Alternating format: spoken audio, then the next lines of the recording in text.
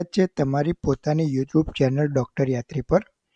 મિત્રો, આજની આ વિડીયોમાં આપણે વાત કરવા જઈ રહ્યા છીએ મહારાષ્ટ્રનું એક ખૂબસૂરત હિલ સ્ટેશન એવું મહાબળેશ્વર વિશે. આ વિડીયોમાં તમે મહાબળેશ્વર ટ્રીપ સાથે જોડાયેલી સંપૂર્ણ માહિતી વિશે જાણકારી આપીશું. જેમ કે તમે મહાબળેશ્વર કેવી રીતે જઈ શકો, ત્યાં કઈ રીતે રહેવું, ખાવા પીવાની શું વ્યવસ્થા છે, ક્યાં ક્યાં ફરવા જઈ શકો અને તમે આ ટ્રીપને ડે બાય ડે કઈ રીતે પ્લાન કરી શકો તેની અમે સંપૂર્ણ માહિતી આપીશું. સાથે જ મિત્રો, અમે તમને એ પણ જણાવીશું કે મહાબળેશ્વર જવાનો બેસ્ટ સમય કયો છે અને સંપૂર્ણ ટ્રીપમાં તમારો કેટલો ખર્ચ આવશે. તો મિત્રો, આ વિડીયોને અંત સુધી જરૂર જોજો. તો ચાલો શરૂ કરીએ. મહાબળેશ્વર મહારાષ્ટ્રનું એક ખૂબસૂરત હિલ સ્ટેશન છે. આ જગ્યાને તેની સુંદર વાદીઓ, હરિયાળા જંગલો અને શાંતિપૂર્ણ વાતાવરણ માટે જાણીતા છે. અહીં આવતા ટુરિસ્ટને સુંદર ઝરણા, સ્ટ્રોબેરી ફાર્મ અને નેચરલ બ્યુટીનો અદ્ભુત અનુભવ થાય છે. મહાબળેશ્વર મહારાષ્ટ્રના સતારા જિલ્લામાં આવેલું છે અને અહીં તમને પ્રાચીન મંદિરો, ઝરણા અને સુંદર વ્યૂ પોઈન્ટ પણ જોવા મળે છે. હવે વાત કરીએ તમે મહાબળેશ્વર કેવી રીતે પહોંચી શકો. મહાબળેશ્વર પહોંચવા માટે તમારી જોડે 3 ઓપ્શન છે: બસ, ટ્રેન અથવા ફ્લાઇટ.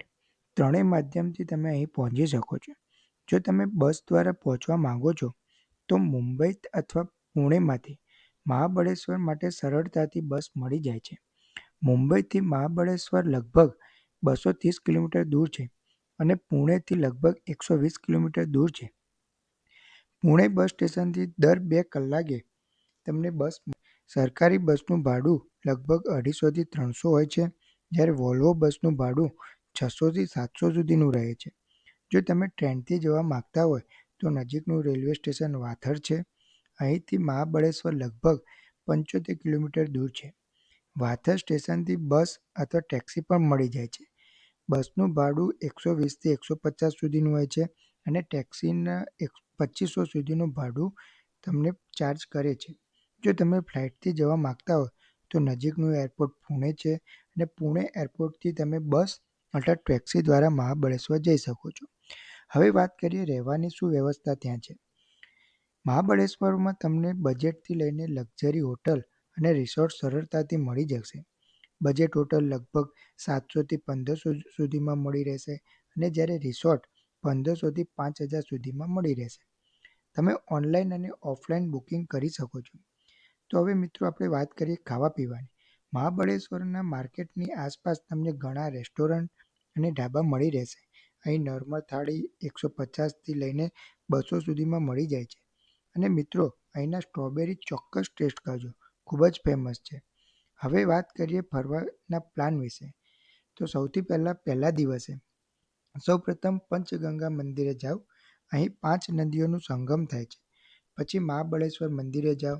ત્યાં ભગવાન શિવની પ્રાચીન મંદિર છે, ત્યાં તમે દર્શન કરવા જાઓ. પછી ઓર્થોસેટ પોઈન્ટ, એલિફન્ટ હેડ પોઈન્ટ અને લિગ્મામાલ વોટરફોલ જોવા જાઓ. ત્યારબાદ માપ્રો ગાર્ડન અને પંચગેની પણ કવર કરો. સાંજે ડિનર કરીને હોટલમાં આરામ કરો. બીજા દિવસે સવારે વેના લેક જાઓ અને બોટિંગનો આનંદ લો. પછી પેરાટાગોટ ફોર્ટ, અહીં ખૂબ જ વ્યૂ પોઈન્ટ સુંદર હોય છે અને ફોટોગ્રાફી પણ સુંદર થાય છે. ત્યારબાદ તાપોલા લેક, જેને મિની કાશ્મીર પણ કહેવામાં આવે છે. અહીં તમે બોટિંગ અને નેચરનો પણ આનંદ માણી શકો છો. જો સમય હોય તો ત્રીજા દિવસે તમે લોડવિક પોઈન્ટ અને ચાઇનામેન વોટરફોલ અને સ્ટ્રોબેરી ગાર્ડન પણ જઈ શકો છો. હવે વાત કરીએ આપણે બેસ્ટ ટાઈમ વિશે. મહાબળેશ્વર જવાનો બેસ્ટ સમય છે ઓક્ટોબરથી ફેબ્રુઆરીનો. આ સમય દરમિયાન હવામાન ખૂબ જ સુહામણું રહે છે. અને છેલ્લે વાત કરીશું આપણા બજેટની. જો તમે બજેટ ટ્રાવેલર છો તો 2 દિવસનો ટ્રીપનો તમારો ખર્ચ લગભગ 4000થી 4500 પ્રતિ વ્યક્તિ દીઠ આવશે.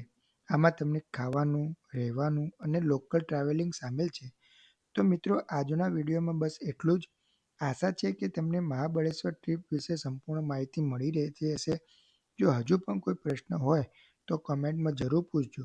વિડીયો પસંદ આવ્યો તો લાઈક કરો, શેર કરો અને ચેનલને સબસ્ક્રાઈબ કરવાનું ભૂલતા નહીં. મળીએ અગલા વિડીયોમાં. જય હિન્દ, જય ભારત.